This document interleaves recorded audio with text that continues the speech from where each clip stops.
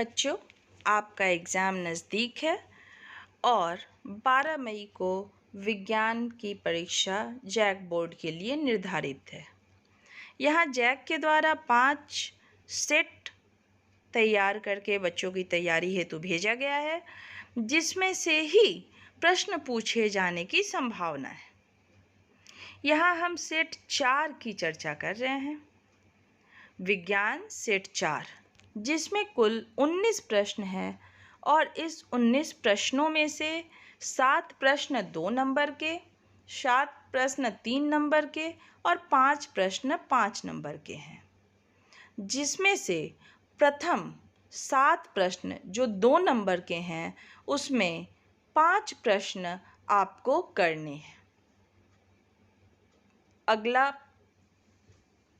3 number का 7 प्रश्न है, उसमें से भी 5 प्रश्न आपको करने हैं और 5 नंबर के 5 प्रश्न में से 3 प्रश्न आपको करने हैं।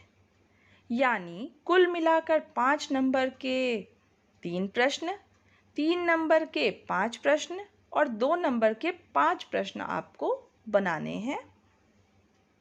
यानी 19 में से 13 प्रश्न आपको यहाँ एग्ज़ाम में सॉल्व करने होंगे।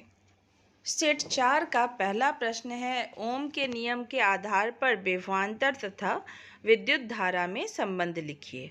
1 एम्पियर को परिभाषित करें। यह इसी में दूसरा प्रश्न है। तो ओम के नियम के आधार पर विभवांतर और विद्युत धारा में निम्नलिखित संबंध है। V बराबर IR, जहाँ V विभवांतर है, I विद्युत धारा और R प्रतिरोध है। और 1 एम्पेयर की परिभाषा होती है कि 1 ओम प्रतिरोध यानी चालक के सिरों के बीच यदि 1 वोल्ट विभवांतर हो तो उस विद्युत धारा का मान 1 एम्पेयर होता है। यानी कोई चालक जिसका प्रतिरोध 1 ओम है और उससे होकर अगर 1 वोल्ट विभवांतर प्रवाहित हो तो वह 1 एम्पेयर विद्युत धारा को कैरी करता है। इसका दूसरा प्रश्न, किसी चालक की लंबाई में परिवर्तन का उसके प्रतिरोध और प्रतिरोधकता पर क्या प्रभाव पड़ता है? इसका आंसर है, किसी चालक का प्रतिरोध उसकी लंबाई का समानुपाती होता है। अर्थात जब लंबाई को बढ़ाया जाएगा तो प्रतिरोध की मात्रा बढ़ेगी, अगर लंबाई को घटाया जाएगा तो प्रतिरोध की मात्रा घटेगी। जबकि प्रतिरोधकता किसी पदार्थ की प्रकृति पर निर्भर करता है। अलग अलग पदार्थों की प्रतिरोधकता अलग अलग होती है, अर्थात प्रतिरोधकता पर लंबाई के परिवर्तन का कोई प्रभाव नहीं पड़ेगा। अगला प्रश्न है, अमलगम किसे कहा जाता है? अमलगम किसी भी धातु के साथ उसके पारद के मिश्रण को कहा जाता है। जैसे अगर सोडियम के साथ पारद यानी मरकरी को मिला दिया जाए तो उसे सोडियम अमलगम, और अगर कॉपर के साथ पारद को मिला दिया जाए तो उसे कॉपर अमलगम कहा जाता है। चौथा प्रश्न है, इथीन का आणविक सूत्र। इथीन होगा यहाँ। इथीन का आणविक सूत्र C2H4 है। इसमें कौन कौन से सहसंयोजी आबंध होते हैं? इथीन जो कि एल्कीन फैमिली का है, तो इसमें कार्बन और कार्बन के बीच में द्विसहसंयोजी आबंध तो होंगे ही, लेकिन इसके साथ साथ कार्बन और हाइड्रोजन के बीच एकल सहसंयोजी आबंध भी पाया जाएगा।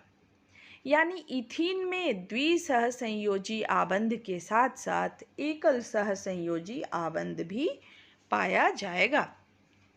पांचवा प्रश्न है, जीवों में पाए जाने वाली विभिन्नता का क्या लाभ है? तो जीवों में विभिन्नता के कारण पारितंत्र का संतुलन बना रहता है, पारितंत्र स्थिर रहता है।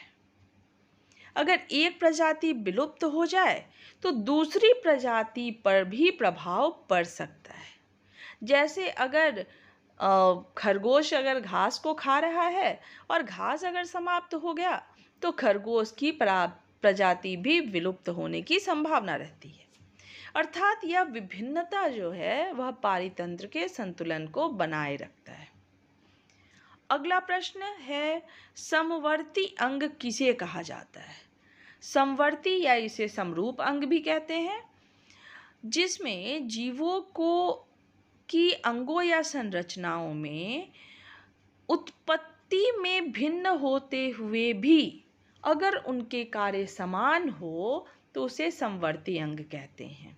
जैसे तितली, जो कि इंसेक्टा परिवार के हैं, और पक्षी जो एव्स हैं यानी पक्षी प्रजाति के हैं, और चमगादड़ जो स्तनपायी हैं।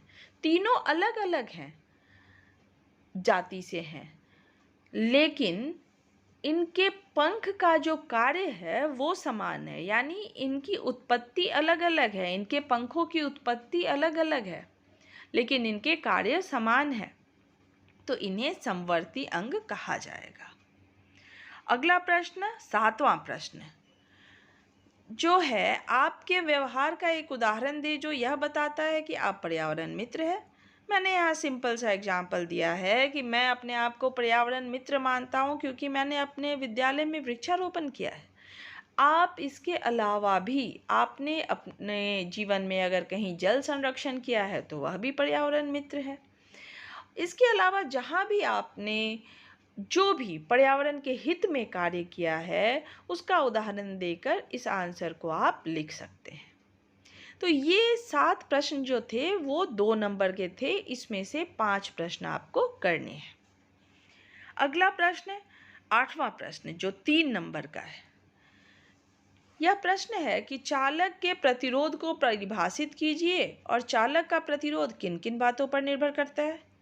इसका उत्तर होगा कि किसी चालक का प्रतिरोध वह गुण है जिससे वह अपने में प्रभावित होने वाले आवेश के प्रवाह का विरोध करता है, यानी विद्युत धारा को प्रवाहित होने में जो अवरोध उत्पन्न होता है उसी को प्रतिरोध कहा जाता है।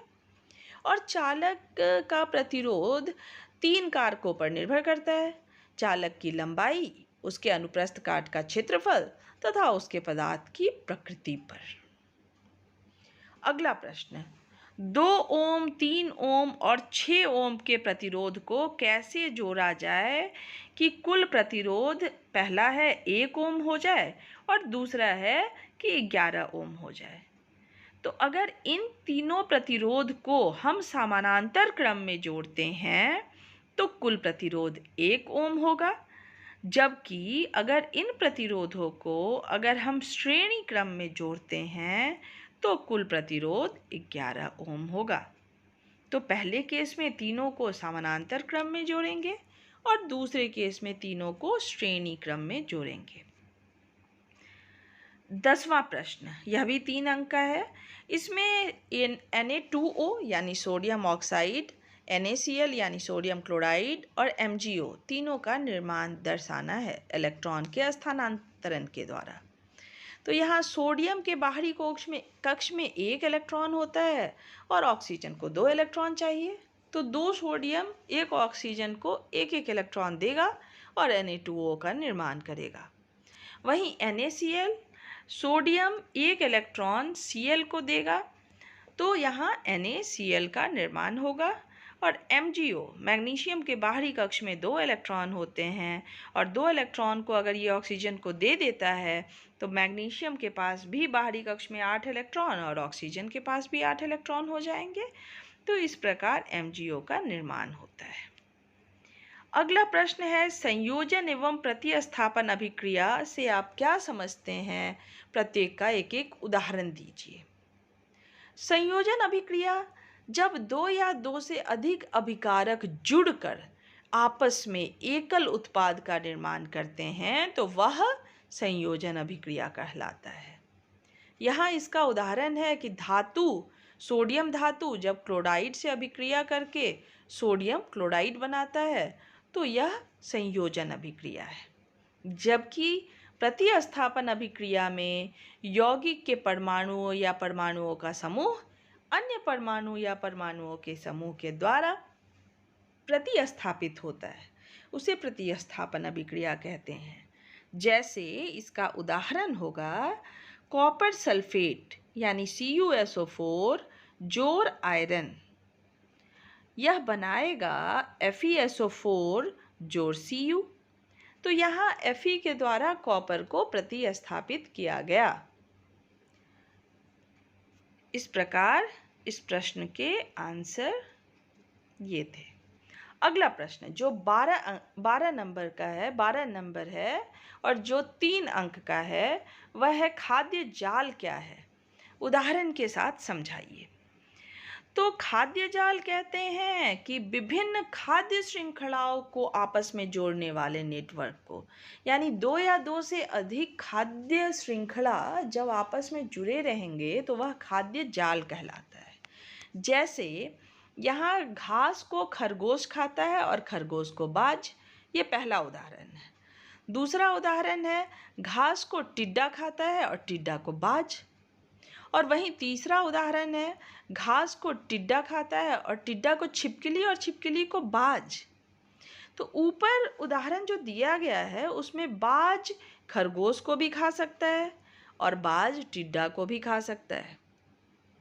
और यह भी हो सकता है कि टिड्डा घास खाए और टिड्डा को छिपकली और फिर छिपकली को बाज। तो इस प्रकार यहाँ 3 खाद्य श्रृंखलाएं एक दूसरे से जुड़ी हुई हैं, जिसे हम खाद्य जाल कहेंगे।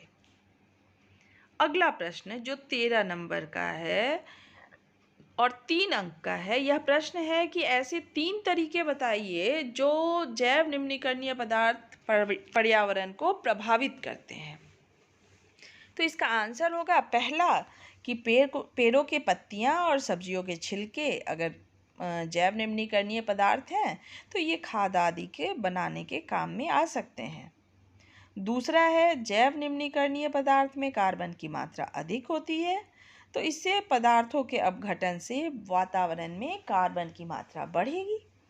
साथ ही साथ तीसरा है कि जैव निम्नीकरणीय पदार्थ बड़ी मात्रा में पर्यावरण को प्रदूषित भी करते हैं और दुर्गंध और गंदगी भी फैलती है। तो ये अगर खुले में इसे छोड़ दिया जाए तो इससे गंदगी भी फैलती है। तो ये थे जो पर्यावरण को प्रभावित कर सकते हैं। अगला प्रश्न है कि जीवाश्म क्या है? 14 नंबर प्रश्न है कि जीवाश्म क्या है? यह विकास के प्रक्रम के विषय में क्या दर्शाते हैं? ये 3 अंक का प्रश्न है। इसका आंसर होगा कि जीवों के अवशेष को, अगर यहाँ सिंपल लैंग्वेज में हम कहें तो जीवों के अवशेष को जो हजारों साल पहले जीव के अवशेष जो जहाँ चट्टानों में पैरों के निशान, मिट्टी में मृत जीवों के सांचे आदि दब गए थे, उसे जीवाश्म कहते हैं। या इसे एक लाइन में परिभाषित कर सकते हैं कि जीवों के अवशेष को जीवाश्म कहते हैं। और जीवाश्म इन बातों को दर्शाते हैं कि कोई जाति जीवित थी जो अब विलुप्त हो गई है, यह पता कर सकते हैं। दूसरा कि अगर पृथ्वी के अंदर से जीवाश्म की खुदाई करते हैं तो जो जीवाश्म जितना पृथ्वी में नीचे पाया जाएगा वह जीव उतना पुराना जीव होगा, यह भी पता चलता है। तो इस प्रकार 3 नंबर के 7 प्रश्न थे, इसमें से 5 प्रश्न आपको करने हैं। अगला 15 नंबर प्रश्न जो है वह 5 अंक का है। यह प्रश्न बहुत इम्पोर्टेंट है। प्रश्न है कि विद्युत जनरेटर क्या है, यह किस सिद्धांत पर कार्य करता है तथा इसके निर्माण और कार्यप्रणाली का वर्णन करें। तो जनरेटर एक मशीन है जो यांत्रिक ऊर्जा को विद्युत ऊर्जा में बदल देता है और यह कार्य करता है फैराडे के सिद्धांत पे, जिसके अनुसार यदि कोई चालक को चुंबकीय क्षेत्र में घुमाया जाता है तो उसमें एक बल प्रेरित होता है और अगर परिपथ पूर्ण होता है तो धारा प्रवाहित होने लगता है। यानी गति के कारण अगर चुंबकीय क्षेत्र में गति कराया जाए किसी चालक को तो वहाँ विद्युत धारा प्रवाहित होता है। इसका जो संरचना है वो विद्युत जनित्र में जो भाग होते हैं वह होता है एक अस्थायी चुंबक, एक घूर्णन कुंडली, चालक, ब्रश, 2 वलय और एक धुरी। यहाँ कुंडली को जो तांबे की बनी होती है दोनों ध्रुवों के मध्य रखा जाता है और इसे घुमाया जाता है। घुमाने के बाद इसमें धारा प्रेरित होती है। कुंडली के जो दोनों सिरे होते हैं वे एक दूसरे से जुड़े दो अलग अलग वलय से जुड़े होते हैं। वलय का आंतरिक भाग जो होता है वो एक दूसरे से और धुरी से जुड़े होते हैं। दो स्थिर ब्रुश चालक होते हैं B1 और B2 जो वलय के चालक के किनारों को बाहर से स्पर्श करते हैं। सामान्यतः ये ब्रुश कॉपर या कार्बन के बने होते हैं। कुंडली को घुमाने के लिए धुरी को इस प्रकार घुमाया जाता है कि भुजा AB ऊपर की ओर गति करे और भुजा CD नीचे की ओर गति करे। अब फ्लेमिंग के दक्षिण हस्त नियम को जब इसमें लागू करते हैं तो प्रेरित धारा की दिशा इसमें हमें ज्ञात हो जाती है। बाह्य परिपथ में धारा B1 से B2 की ओर गति करता है और आधे घूर्णन के बाद जब भुजा CD ऊपर की ओर घूमना शुरू करता है और भुजा AB नीचे की ओर, तो प्रेरित धारा की दिशा बदल जाती है और इस प्रकार यहाँ AC जनित्र कार्य करता है। यहाँ इस प्रश्न में आपको चित्र भी बनाना होगा जो आपके NCERT के पुस्तक में दिया हुआ है। उस चित्र को यहाँ आप जरूर ड्रॉ करें, तब यह 5 नंबर का प्रश्न पूर्ण होगा। अगला प्रश्न है 16 नंबर। यह परिपथ दिया हुआ है जिसमें R1 और R2 का मान 4 और 20 दिया हुआ है तथा इसे 6 वोल्ट के बैटरी से जोड़ा गया है। तो इसमें पहला क्वेश्चन है कि परिपथ का कुल प्रतिरोध बताएं। तो चूंकि ये दोनों प्रतिरोध श्रेणी क्रम में जुड़े हुए हैं अर्थात कुल प्रतिरोध हो जाएगा 4 जोड़ 20 यानी 24। वहीं परिपथ में प्रवाहित कुल विद्युत धारा बराबर क्या होगा? V/R। V का मान है 6 और R का मान है 24। तो 6/24 बराबर 0.25 एम्पियर। चूंकि ये दोनों प्रतिरोध श्रेणी क्रम में जुड़े हुए हैं और विद्युत धारा का मान श्रेणी क्रम में समान होता है, इसलिए प्रत्येक प्रतिरोध से कुल विद्युत धारा कितनी प्रवाहित होगी? 0.25 समान विद्युत धारा यहाँ प्रवाहित होगी। अगला प्रश्न 17 नंबर जो 5 अंक का है, यह है साबुन के सफाई की प्रक्रिया की क्रियाविधि समझाइए। तो यहाँ पहले हम ये लिखेंगे कि साबुन होता क्या है। साबुन असल में लंबी श्रृंखला वाले कार्बोक्सिलिक अम्ल के सोडियम या पोटेशियम लवण होते हैं। साबुन में 2 सिरा होता है, एक सिरा जल रागी और दूसरा सिरा जल विरागी होता है। जल रागी यानी हाइड्रोकार्बन वाला सिरा मैल में जुड़ता है, जबकि आयनिक भाग जो है जो जल रागी यानी जिसे जल से प्रेम होगा वह जल की ओर जुड़ेगा। अब जब साबुन को हम कपड़े में लगाते हैं तो एक मिसल का निर्माण होता है जहां साबुन का अणु का सिरा एक सिरा मैल की ओर और दूसरा आयनिक सिरा पानी की ओर होता है, जिससे पानी में इमल्शन बनता है और इस प्रकार साबुन का मिसल मैल को पानी में घोलने से मदद करता है और हमारा कपड़ा स्वच्छ हो जाता है। यह है इसका चित्र। अगला प्रश्न 18 नंबर। स्पीशीज से आप क्या समझते हैं? वे कौन से कारक हैं जो नई स्पीशीज के उद्भव में सहायक हैं? तो स्पीशीज असल में अगर इसकी परिभाषा कहें तो स्पीशीज या जाति उन्हें कहते हैं जो एक दूसरे के साथ संतान उत्पन्न करने की क्षमता रखते हों और जिनकी संतान स्वयं आगे संतान जनने की क्षमता रखते हैं। यहाँ स्पीशीज के उद्भव का 3 कारण हो सकता है। पहला, भौगोलिक रूप से समष्टियों का अलग होना, दूसरा प्राकृतिक चयन और तीसरा आनुवांशिक विचलन। ये नई स्पीशीज के उद्भव में सहायक होते हैं। 19 नंबर प्रश्न जो अंतिम प्रश्न है वह है जैव निम्नीकरणीय और अजैव निम्नीकरणीय पदार्थ में अंतर बताएं। क्या कारण है कि कुछ पदार्थ जैव निम्नीकरणीय होते हैं और कुछ अजैव निम्नीकरणीय? तो इसका उत्तर होगा कि जैव निम्नीकरणीय वे पदार्थ हैं जिनका जैविक प्रक्रम के द्वारा अपघटन हो जाता है। यह कार्य जीवाणुओं तथा मृत जीवियों के द्वारा किया जाता है। इन सूक्ष्म जीवों का असर सभी पदार्थों पर नहीं होता है, अतः कुछ पदार्थ ही जैव निम्नीकरणीय होते हैं।